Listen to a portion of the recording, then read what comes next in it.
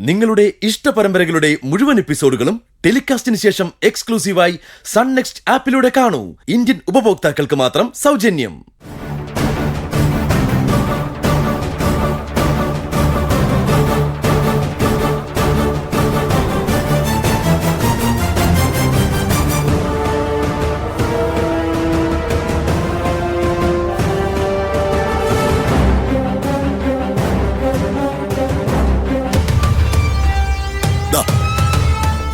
ഇതുപോലെ വേണം നീ നടക്കാനും പെരുമാറാനും.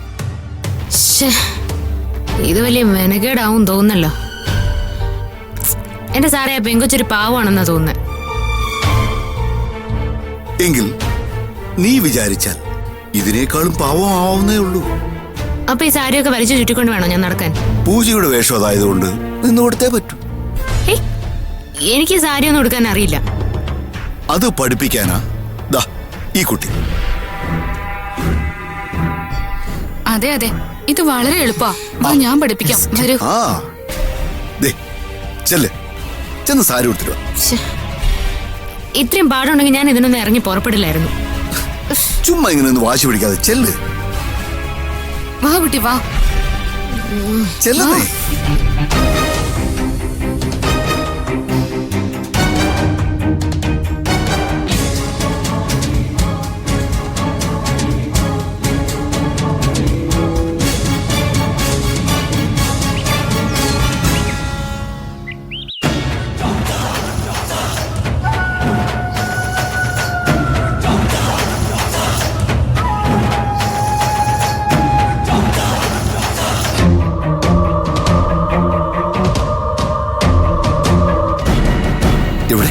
ദേ വരുന്നുണ്ട്.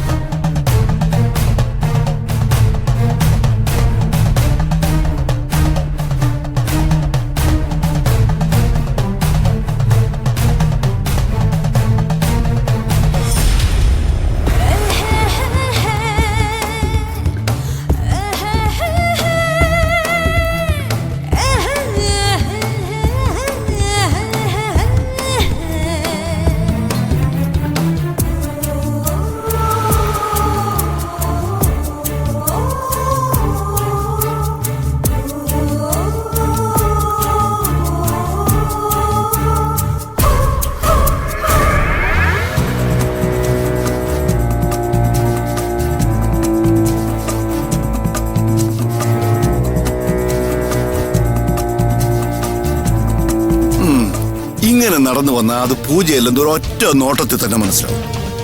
പിന്നെ നടത്തൊക്കെ ഇപ്പൊ മാറ്റാൻ പറ്റുമോ? പറ്റണം. തല്ലാൻ പോകുന്ന പോലെയുള്ള നിന്റെ ഈ നടത്തം ഒഴിവാക്കി ഒരു പെണ്ണ് നടക്കുന്ന പോലെ നടക്കണം. ചെല്ല്, ഒന്ന് നടന്ന് കാണിച്ചേ.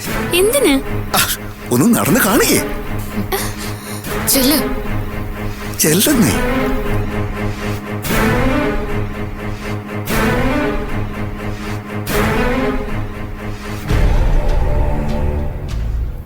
നോക്ക്, ഒന്ന് ട്രൈ ചെയ്യ.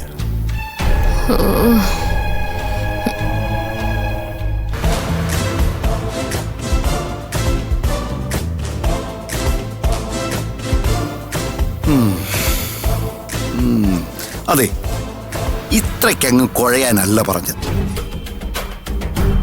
നാച്ചുറലായിട്ട് വരണം. ദാ ഇത് കണ്ടോ, ഇതുപോലെ.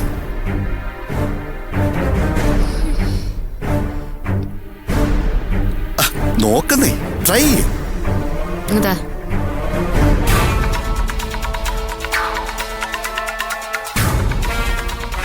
ഇതുപോലെ ഒന്നുകൂടെ ട്രൈ ചെയ്ത് നോക്ക്. നോക്കാം.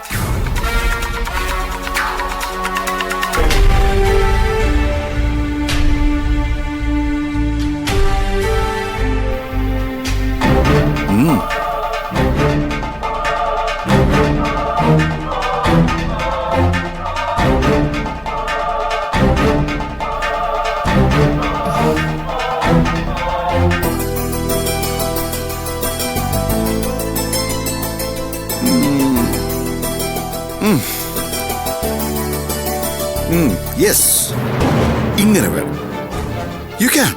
നിന്നെ കൊണ്ട് ഈസി ആയിട്ട് പറ്റും. ഒന്നൊരു ട്രൈ ചെയ്ത് നോക്കാം.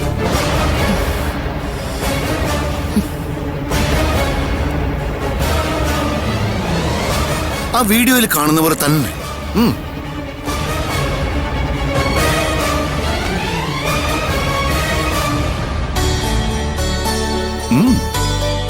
വാ.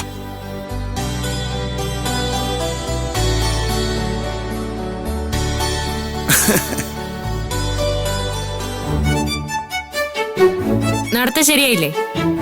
ഇനി എന്താ ഞാൻ ശരിയാക്കേണ്ടേ? പൂജയുടെ സംസാരം. നീ സംസാരിക്കുന്ന പോലെ എന്തിനും ഏതിനും എടുത്തടിച്ച് പറയുന്നവളല്ല പൂജ. മനസ്സിലാക്കിയിടത്തോളം അവൾ വളരെ കാമാണ്. ചിരിച്ചുകൊണ്ട് മാത്രം സംസാരിക്കാൻ ശ്രമിക്കുന്നവൾ. എപ്പോഴും ചിരിച്ചോണ്ട് സംസാരിക്കണമെങ്കിലേ തലയ്ക്ക് വെളിവില്ലാതിരിക്കണം. എപ്പോഴും വെട്ടുപോത്തിനെ പോലെ അമറണമെങ്കിലും തലയ്ക്ക് വെളിവില്ലാതിരിക്കണം. മര്യാദക്ക് സംസാരിച്ചോ. പിടികൊടുക്കാതെ കള്ളത്തരം കാണിക്കാനേ അത്ര എളുപ്പമൊന്നും അല്ല. ഓ പിന്നെ ഇത്രയും കാലം കള്ളത്തരം കാണിക്കാതെ ജീവിച്ചവളാണല്ലോ. അയ്യോ, ഞാൻ എന്താ കള്ളത്തരം കാണിച്ചേ? കുട്ടി കൊട്ടേഷൻ പണി ചെയ്തിട്ടുണ്ട്, അടി ഉണ്ടാക്കിയിട്ടുണ്ട്. അതൊക്കെ തൊഴിലിന്റെ ഭാഗമാ, അല്ലാതെ ഈ ചെയ്യുന്നത് നിന്റെ തൊഴിലിന്റെ ഭാഗമാണ്. അതിനാ പണം എണ്ണി തരുന്നേ, മനസ്സിലായോ? എന്തിനാ വെറുതെ വഴക്കുണ്ടാക്കുന്നേ? കുട്ടി ഇപ്പൊ ശരിക്കും ആ വീട്ടിൽ കണ്ട ആളെ പോലെ തന്നെയുണ്ട്. എനിക്കൊരു വ്യത്യാസം തോന്നുന്നില്ല. കണ്ണിലൊരു ലെൻസ് വെച്ചാ പൂച്ചക്കണ്ണ് മാറ്റാം, പിന്നെ ആ മൂക്കുത്തിയുടെ മാറ്റിയാ മതി. എന്നാ പിന്നെ അത് സാറിനും തുറന്നു പറഞ്ഞൂടെ? ഇങ്ങനെ കുറ്റപ്പെടുത്താൻ നിൽക്കണം. ഈ പറഞ്ഞ പൂജയെ ഞാൻ വളരെ ചുരുക്കമായിട്ട് കണ്ടിട്ടുള്ളൂ. പക്ഷെ അവളോടൊപ്പം ചെറുപ്പം മുതൽ ജീവിച്ച ഒരാളുണ്ട്. ആ ആള് കൺവിൻസ്ഡ് ആയാൽ നമ്മൾ 100% വിജയിച്ചു. അതാരാ? പ്രിയ, എക്കാലത്തെയും പൂജയുടെ ശത്രു.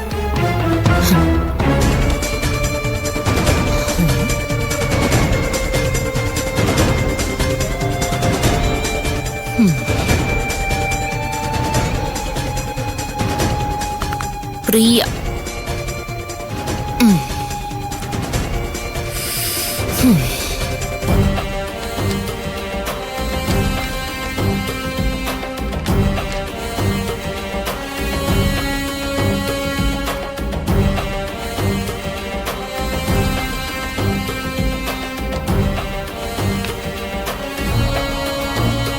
അല്ല, ആരൊക്കെ ഇത്? വരണം, ഇരിക്കണം സർ. പൂജ എന്താ ഇരിക്കാത്തത്? ഇരിക്കൂ.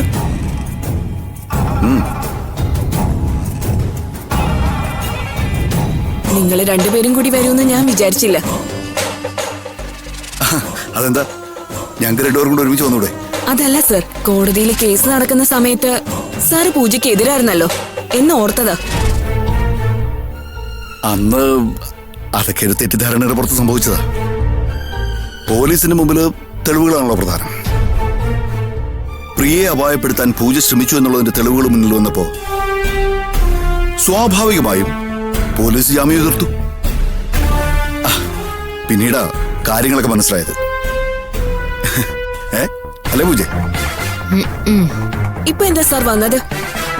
അത് പ്രിയയെ ഒന്ന് കാണണം. കേസിന്റെ കാര്യങ്ങൾക്കായി ഒന്ന് സംസാരിക്കണം. അല്ല സാർ, ഇപ്പോ അതെ, സസ്പെൻഷനിലാണ്. പക്ഷേ അതുടനെ മാറുമല്ലോ. എന്താ ബുദ്ധിമുട്ടുണ്ടോ? അയ്യോ, എന്ത് ബുദ്ധിമുട്ട് സർ? എന്നാ പൂജ ഒന്ന് സംസാരിക്കും, എന്നിട്ട് ഞാൻ പറയാം.